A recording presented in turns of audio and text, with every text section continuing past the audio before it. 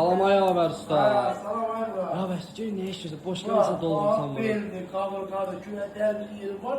Kresiya yaxınki Ayağver usta. Sen o məşhur jargon var ya kardeşler içinde kızarır edirmə. Size bak. Şimdi Murat bunu karton vuracağım olacak kırmızı görəsən. Hələ videonun dalı var. Uzun burnu görsən. Kardeşke bak, kardeşkasın burnu. Bunun adı jargon deyirlər. Bu yemeği bilirsən də. Bu yemeği ilk dəfə Ayağver usta bunu yağlı babalı jargon buyrukta pişir.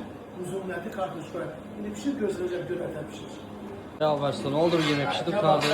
Hadi bak gör. Mangalda yemek Ayağver ustanın yanına bak. Bak.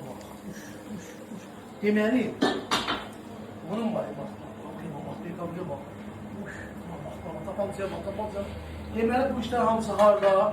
Bəyərlər rayonunda Şahbərlər kəndində, Cihan süfrəsində. Balıqdır, kebablardır, qazandır.